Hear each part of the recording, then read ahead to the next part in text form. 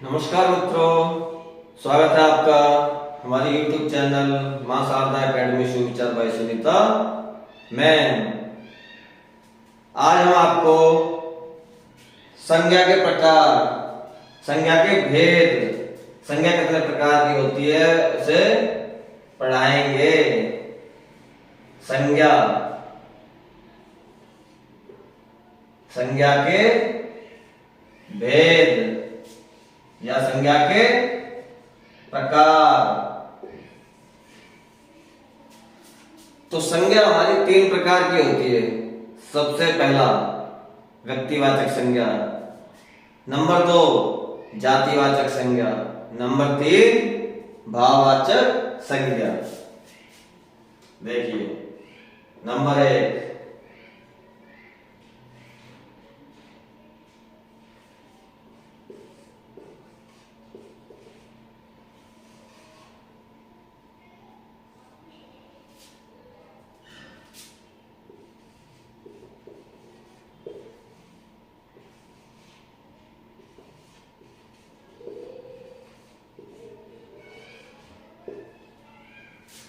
Number 2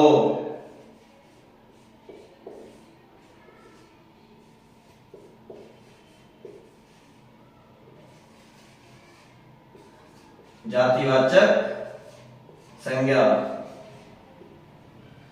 number 3 भाववाचक संज्ञा।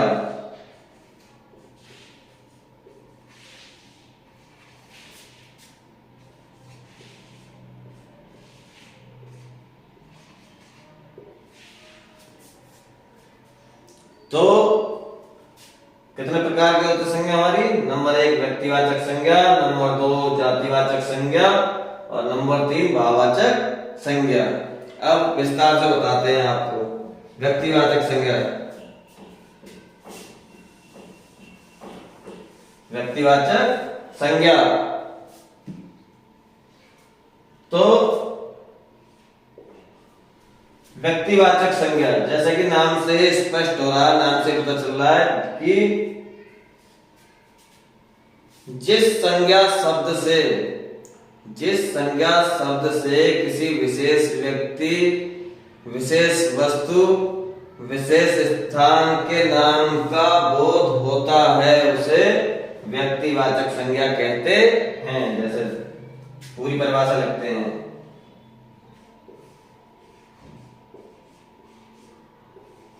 जिस संज्ञा शब्द से किसी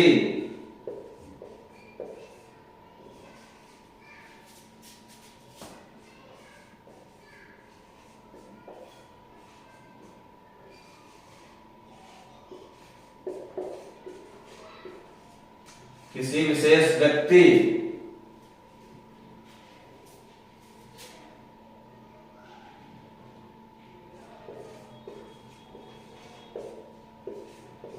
विशेष वस्तु,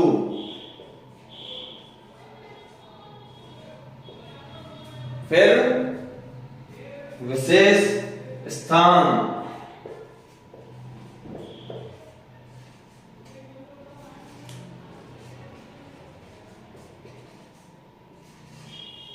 विशेष स्थान का क्या होता है?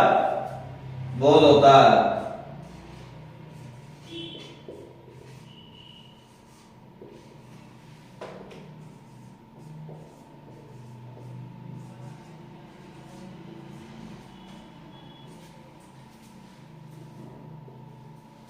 उसे व्यक्तिवाचक संज्ञा कहते हैं।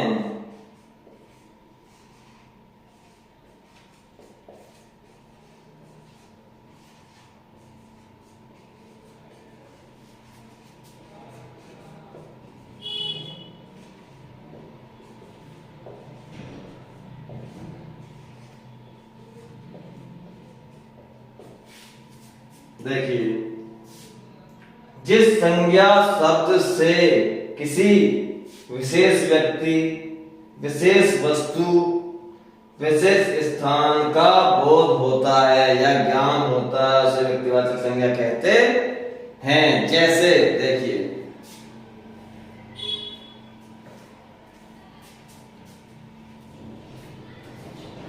जैसे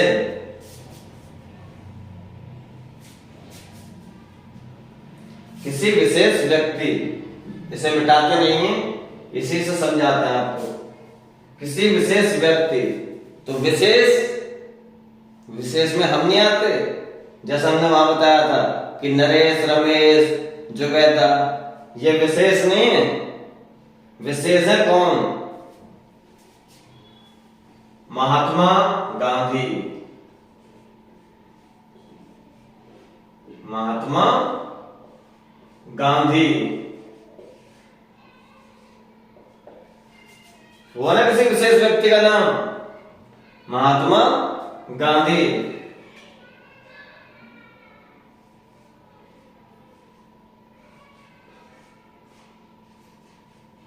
एपीजे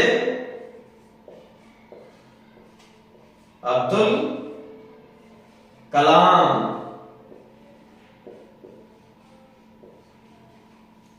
हुआ ना विशेष व्यक्ति।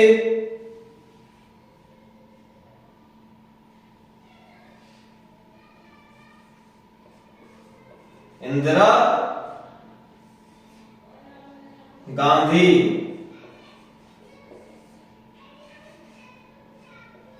हुआ ना किसी विशेष व्यक्ति का नाम। इसी प्रकार से अब आता हमारा किसी विशेष वस्तु।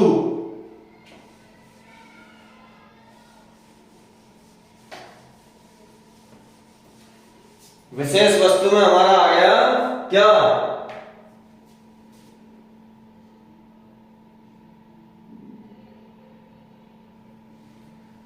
वस्तु में आता हमारा किसी विशेष वस्तु। विशेष का मतलब हो गया, वस्तु का मतलब रामायण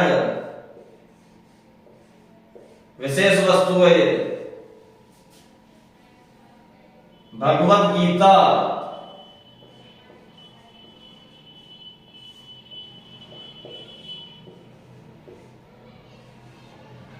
पुराण क्या हो गया? विशेष वस्तु हो गई। बाइबल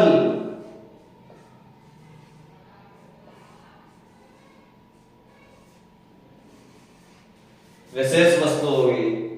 तो समझ गए, रामायण, भगवत गीता, कुरान, बाइबल क्या हो गई? हमारी विशेष वस्तु हो गई। हमारी विशेष व्यक्ति में इंदिरा गांधी, महात्मा गांधी, अटल बिहारी वाजपेयी, एपीजे अब्दुल कलाम, महात्मा गांधी, इस प्रकार से। अब आता हमारा विशेष स्थान। अब विशेष स्थान का मतलब,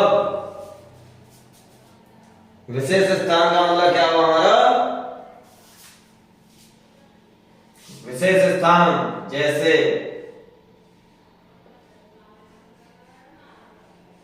ताजमहल। ताजमहल विशेष है या नहीं है? तो विशेष स्थान।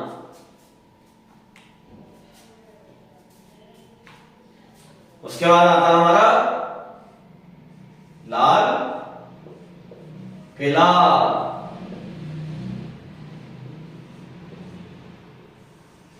विशेष स्थान है कि नहीं? लाल किला, ताजमहल। उसके बाद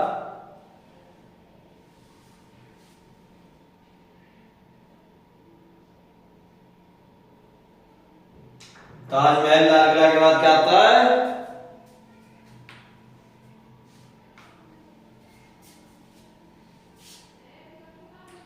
आगरा।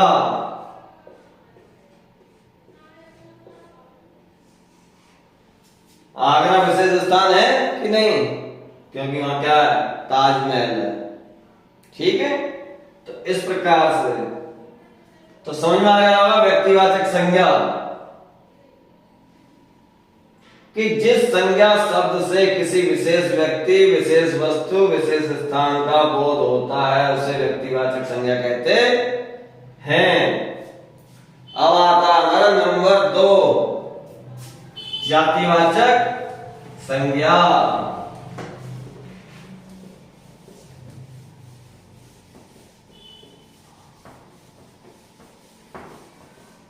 नंबर 2 क्या था हमारा? जातिवाचक संज्ञा।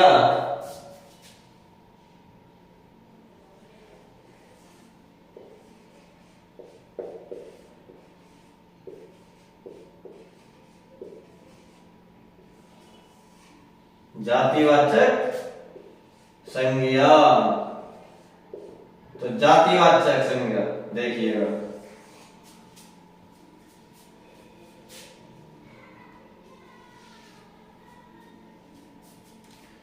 तो इसकी भी ऐसे ही परिभाषा है कि जिस संज्ञा शब्द से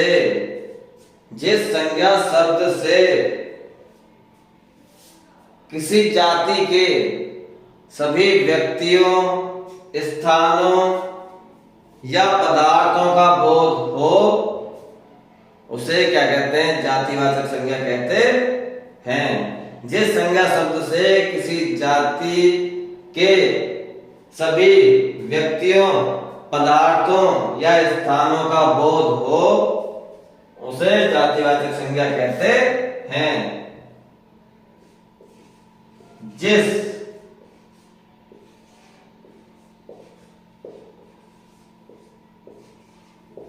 संज्ञा शब्द से किसी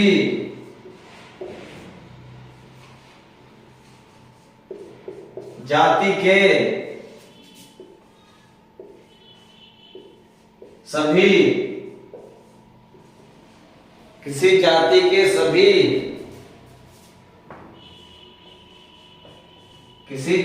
के सभी व्यक्तियों,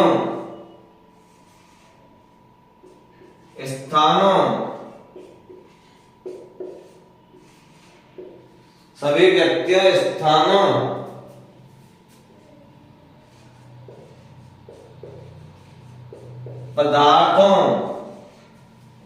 पदार्थों या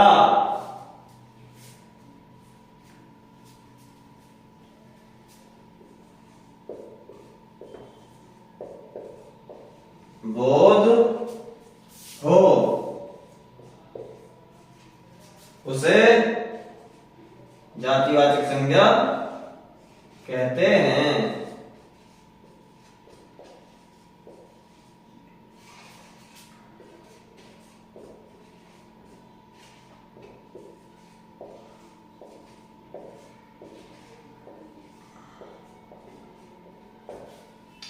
देखिए दोबारा से एक बार,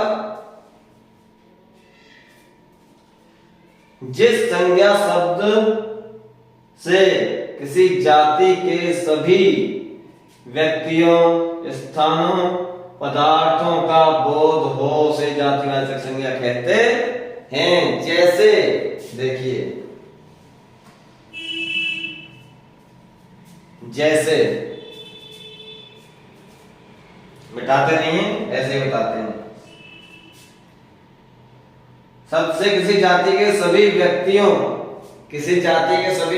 का मतलब जैसे व्यक्तियों का मतलब शिक्षक का मतलब अध्यापक। अब अध्यापक के अंदर चाहे वो किसी कॉलेज का प्रोफेसर है या किसी पहली से 5वीं तक के स्कूल का शिक्षक है या किसी प्राइवेट स्कूल का शिक्षक है, वो सारे शिक्षक वो सब एक ही उसमें आ गए। यानी कि किसी जाति के, यानी कि ये जाति हो गई, शिक्षक क्या हमारी जाति हो गई। और इसके अंदर जैसे भी शिक्षक हो, चाहे वो ट्यूशन पढ़ाते हो, चाहे वो कोचिंग सेंटर चलाते हो, चाहे कुछ भी चलाते हैं, उसके अंदर ये सभी शिक्षक आ गए, चाहे वो किसी भी तरह का शिक्षक है। तो ये शिक्षक हमारी क्या हो गई? एक जाति हो गई। उसके बाद आता है स्थान। जैसे तो देखिए दोस्तों, यानी किसी जाति के सभी व्यक्तियों, तो शिक्षक या अध्यापक, इसमें किसी भी प्रकार के शिक्षक आ जाते हैं। उसके बाद बालक, अब चाहे बालक हो, दूध पीता हुआ बच्चा हो, 1 साल का हो, 2 साल का हो, वो सब बालक में आ जाएंगे। स्थान जैसे बाजार, अब चाहे वो किसी भी तरह का बाजार हो, सब उसी में आ जाएंगे। तो ये क्या है, किसी जाति को बता रहा है। कक्षा, अब चाहे वो किसी भी प्रकार की कक्षा हो, वो हमारे जातिवाचक में आएगी। बाजार हमारा कैसा भी हो, वो सब जातिवाचक में आएगा। शिक्षक चाहे वो किसी भी प्रकार का हो, वो हमारे जातिवाचक में आएगा। पदार्थ जैसे लकड़ी, अब चाहे वो लकड़ी कैसी भी है, चाहे वो फर्नीचर की लकड़ी है, चाहे वो आम की लकड़ी है, चाहे पेड़ से गिरी हुई लकड़ी है, वो सब किसमें आएंगे, हमारी जातिवाचक संज्ञा में आएंगी। उसके बाद तो उम्मीद करता हूं ये समझ में आ गया होगा कि जिस संज्ञा शब्द से किसी जाति के सभी व्यक्तियों, स्थानों, पदार्थों का बोध हो, उसे जातिवाचक संज्ञा कहते हैं। जैसे व्यक्ति यानी कि शिक्षक, स्थान यानी कि कक्षा या बाजार, पदार्थ यानी कि जैसे लकड़ी, तो ये सब क्या है, हमारे जातियां हैं, इसके अंदर सब आ गए। तो उम्मीद करता हूं जातिवाचक संज्ञा सभी को समझ में आ गया होगा। अब आता हमारा भाववाचक संज्ञा।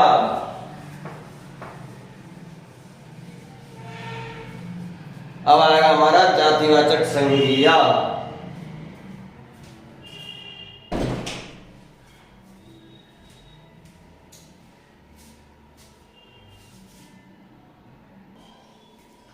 अब तीसरा आता हमारा कौन सा, भाववाचक संज्ञा।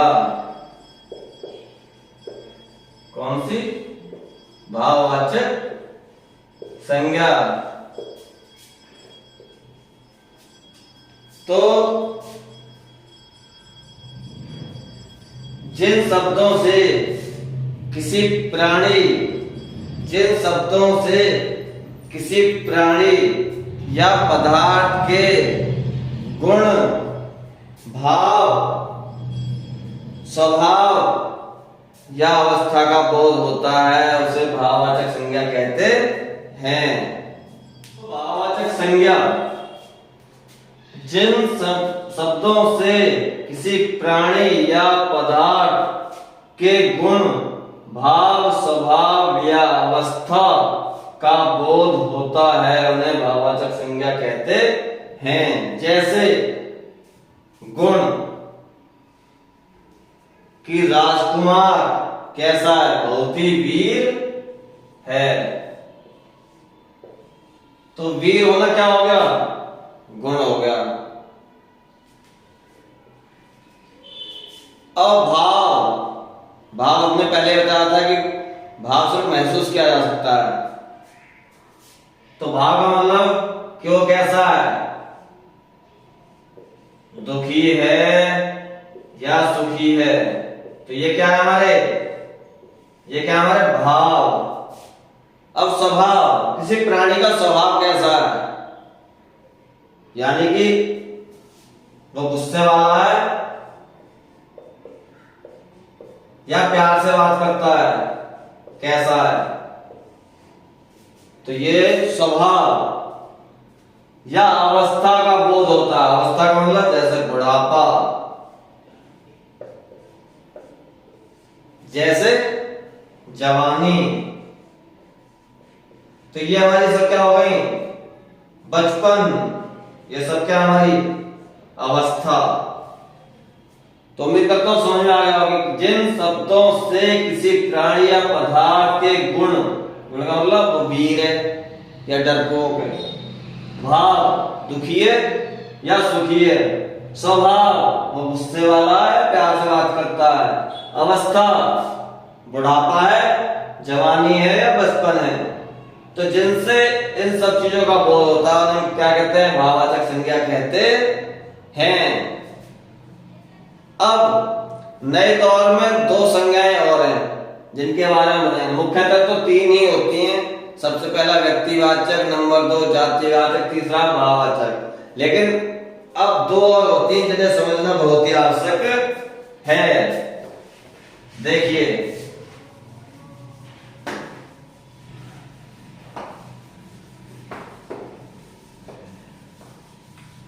नंबर 4 में आता हमारा क्या? समुदायवाचक। कौन सा आता है? समुदायवाचक।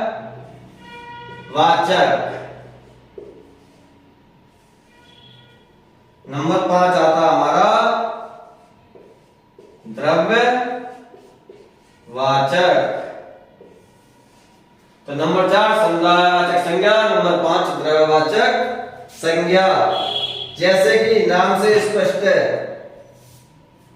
जैसा कि नाम से स्पष्ट है कि समुदायवाचक संज्ञा कि जिस संज्ञा शब्द से किसी समूह या समुदाय का बोध होता हो, जिस संज्ञा शब्द से किसी समूह या समुदाय का बोध होता हो, समुदायवाचक संज्ञा कहलाती है। जैसे मेला, भीड़, कक्षा। मेला, भीड़, कक्षा, सभा। ये बिल्कुल उसी तरह है जैसे अब आप कहेंगे कि सर मेला, भीड़, कक्षा, ये तो आपने जाति में बताया था। तो जाति और समुदाय में बस बहुत थोड़ा सा फर्क है, क्योंकि समुदाय का मतलब होता है जहां भीड़ भाड़ हो, जहां समूह हो, और वो पूरी जाति को बताती है। यहाँ अगर हमने मेला कहा और आपसे पूछा गया कि भाई ये समुदायवाचक है या व्यक्तिवाचक है, तो वहां समुदायवाचक आप लगाएंगे। और अगर पूछता है कि भाई समुदायवाचक, वैसे तो देगा नहीं, एक ही पूछेगा। अगर फिर भी आता है कि समुदायवाचक संज्ञा है या जातिवाचक संज्ञा है, तो आप उसमें से कुछ भी लगा सकते हैं।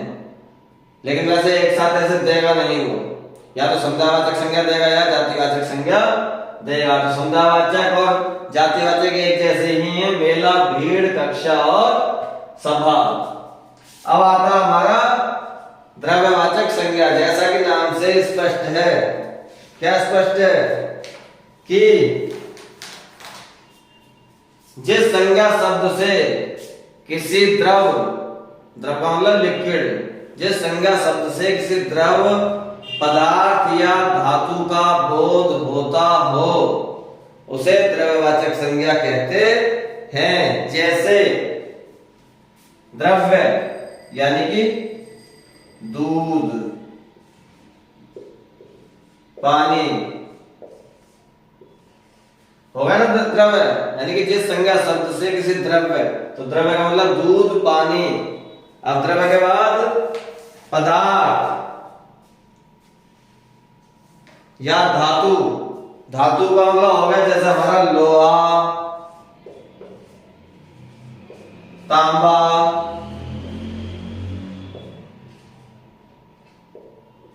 पीतल, इनका बोध होता हो, यानी कि जिस संज्ञा शब्द से किसी द्रव पदार्थ या धातु का बोध होता हो उन्हें द्रव्यवाचक संज्ञा कहते हैं। जैसे दूध, पानी, लोहा, तांबा, पीतल, तो उन्हें हम क्या कहते हैं? द्रव्यवाचक संज्ञा कहते हैं। तो उम्मीद करता हूं दोस्तों आज संज्ञा के भेद आपको बहुत ही अच्छी तरीके से समझ में आ गया होगा। तो अगर वीडियो पसंद आई हो तो वीडियो को लाइक, शेयर और कमेंट करें और चैनल को सब्सक्राइब करें।